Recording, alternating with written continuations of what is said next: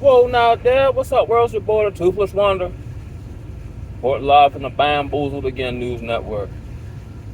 Uh, just recently saw, news concerning, you know, Sandra Massey, I believe. My condolences to the family, of course.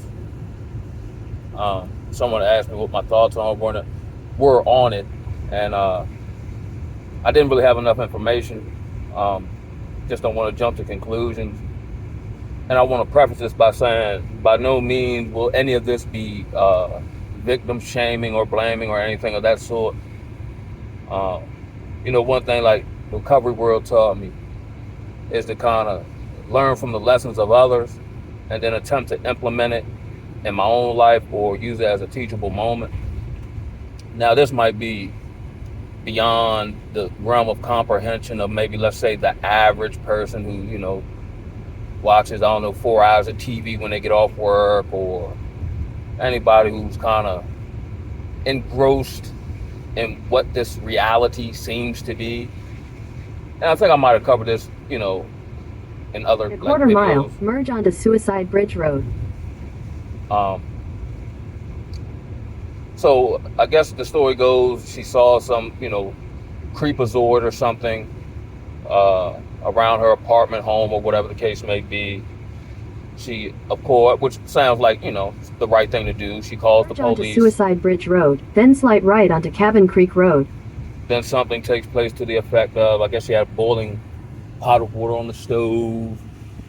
The federale man asked her to turn it off. She went to go get it. I think he said something to her. She rebuked him in the name of Jesus, which is next right onto Cabin Creek Road. Which is the main point that I'm going to cover. And then he said, "I'll shoot you in the face," and then I guess proceeds to do so. Let me go slightly off topic Continue here. on Cabin Creek Road for 1 mile. I'm curious, right? In the kingdom of black folks, we only have one civil rights lawyer. Like, is that just like an appointed position and only one person can fill it? What if like 2 of these incidents happen? Would he cover both of them, or, what I'm saying? Like, why is Benjamin Crump the only one we ever see? But again, I digress. All right, here I'm going, right? This game, I've come to discover that this game of life that we're playing has always been spiritual. The thing of it is now, as we, day by day come closer to the quote unquote end, which it won't be the end, it'll just be the new beginning of a new world in which, I guess Satan rules and is prepping his kingdom and so on and so forth. The veil between the spiritual world and the material or the physical world is thinning. You know what I mean? When she rebuked him in the name of Jesus, essentially what happened was whatever demons are operating in this man In a quarter mile, were turn right triggered. onto Maryland 16 West. Turn that off. Were triggered. And he lost all ability to control himself. Essentially, I think that's what happened. Because, okay, you get rebuked. Even if you were like an atheist or something to that effect, you'd be like, where'd that come from? Or, just put the part, you know what I mean? Not to the point where you then draw or up the burner on the woman and then proceed to shoot her in the face. And that's what I be trying to get people to understand to the best of my ability. Granted, I also understand everybody ain't going to understand. Only maybe a certain segment of the populace will even be able to start to comprehend what I'm about to say. That's actually the reason my spidey sense tingles, as I like to call it, which I don't like. Of course, like I would like to, establish more interpersonal relationships that are genuine and just something of substance, right? But I understand that it's going to be few and far between because of what's operating in people. Again, I think the jab had a lot to do with it. Whatever people do, whatever they consume food-wise, whatever thoughts they're consumed by, whatever practices open up the door for demonic possession. Now, we think about it in the sense of like The Exorcist, but that's not always the case. Anything, and I've been known this, and I've noticed it, right? Anything you do habitually has a spirit, or I'll just say a spirit attached to it. Like, let's say all dudes that are sweet, whether they be black, white, whatever age they are, whatever their social demographic are, they all have the same mannerisms because there's a similar spirit attached to it. Like, say me, I'm a former alcoholic. I would congregate with other alcoholics regardless of their age, race, things of that nature, because we all essentially operated and did the same things. A lot of times in these, and I'll bring it to this point. A lot of times in these police departments, there'd be a lot of racism. They'd be kind of aligned with other organizations, whether they be Masonic or whatever the case may be. But here's what I really wanted to cover. Us as the Negro people, and I covered this in the last video about us having this kind of battered wife syndrome thingy. And this is what, the Panthers and Malcolm X attempted to get us to do. Which, and I'm not like faulting the woman. I mean, you don't know something till you know it. And I'm pretty sure when she, called the police, by no means did she believe that this would happen. One, I believe that in the psyche of the black woman, there is this kind of thing where they think the white man or the system is supposed to save them. And now as the system cracks, we're seeing white people like attempting to save themselves. So like there's been legislation, or talks of legislation about, reforming child support after they alienate you from the man, and then they'll withdraw. Like, black women are next to probably Jews and like the LGBT community. Like, they're probably the most protected group as far as being able to hold to any level of accountability. But at the same time, whether they realize it or not, they're also the most vulnerable because they have no covering. And that's the point I wanted to make. Let's say, like how I grew up, right? Now, I grew up kind of agricultural and kind of like isolated. So that thing probably wouldn't have happened to that degree. But typically, growing up, they wouldn't have called the police. They'd have called my crazy uncle.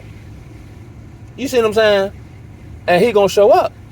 Now, he might not be able to like function in society. He might not have no 401k or anything along those lines. But it's always good to have them type of brothers in the family, when situations like these arise. And they love to do it, and they're gonna show up. And they know, the elder person in the family might give them a couple of dollars and talk to them, give them some chicken. They know they out in the street, they just pray for them. But when some tomfoolery happens, that's what they call. And they're going to rectify the situation and don't care nothing about going to jail. Because they feel like they went to jail for a worthy cause. That's all I can contribute to the family. You know what I'm saying? Or they put up with me, or I was kind of in a similar situation. Or the stand-up brother in the community who I don't know, buys the kids ice cream, or like they say, like the old, I don't even think dope dealers do that no more. Remember, like back in the day, like they would, have like a block party for the kids, and what I'm saying, or buy ice cream for the kids, you know what I'm saying? Even though they're siphoning from the community, let me do something to make, what I mean? But we got to get to this point of getting out of thinking that the system or these entities and agencies of the system are going to save us. These are the same type of agencies that couldn't protect Donald Trump. And I know, like, typically, let's say, if a woman wants to be vindictive, then she'll go to like child support, or she'll call the man on you and, inconvenience you that way. But we got to get out of this. You know what I'm saying? I don't know what her like relationship situation was or family dynamic. I think it said she was the mother of two. I don't know what the relationship with the baby father was. But I think moving forward, instead of calling these people, there was a song back in the day. I forgot who made it. The police are not your friend. They're here to protect and serve. They don't even do that no more. They just wait till after the crime committed, then they'll file some paperwork, and then hopefully get somebody snitch on you, and then we'll just go get them. Like, they don't even really do their jobs anymore. You know what I'm saying? And a lot of times, whatever issues they got going on mentally or whatever the case may be, the badge gives me the authority to carry that out. Like every place got the officer that's known for dumping Negroes on their head and getting out on them for nothing, and he'll be protected by the police union and so on and so forth. But to a deeper level, in light of all these events that are seemingly happening day by day that are making national news, I'm wondering, because it's easy for them to incite stuff. Now, granted, this would be the occasion to riot, but not burn down your own stuff, like disrupt, white people's stuff, their place of business. You know what I'm saying? If that's what you elected to do, more so than George Floyd, but they actually coerced Negroes into doing that. And I'm questioning, because of the upcoming election and the volatility with that, if the news media will incite emotionalism to get black people to riot, to further destabilize the country for the purposes of either suspending the election, curbing civil liberties. You know what I mean? I forgot one of them aristocratic Bamas always used to say, never let a good crisis go to waste. You know what I'm saying? But I elect not to. Now, granted, this is a jacked up situation. But me personally, I'm about done participating in any of this bullshit, because I know it's falling apart. And my kind of goal is to become as self-sufficient as humanly possible, whether it be various skills, using my hands, the ability to build something, generate something, produce something. Here's the hard part I'm having: getting with like-minded individuals who see it the way I do, who see the writing on the wall, and are bringing their various skill sets, attributes, resources together for the purpose of sustaining ourselves during this time. Because if we don't do it, they just had that, the internet outage or whatever, that I believe that was a dry run to see how people respond, that shut down basically everything, flights, banks, whatever. What are we going to do? And even though we see it cracking, somehow we still believe that it'll always be all right, or we'll always be able to go to the grocery store. I'll always be able to get food stamps. You see what I'm saying?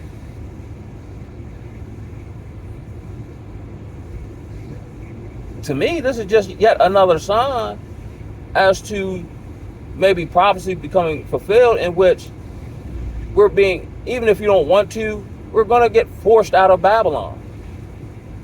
We have to. It's like America's for sale. Me and my cousin were just talking, and I was like, how I'm just seeing so many more Asian people in this small town where I live at that really doesn't have any Asian industries. You know what I'm saying? Like, America's for sale. It's falling apart. It's falling the same way Rome did. You know what I mean? But yet we're still engrossed with the next presidential election. Like, any of these inept people are going to stop what we see every day.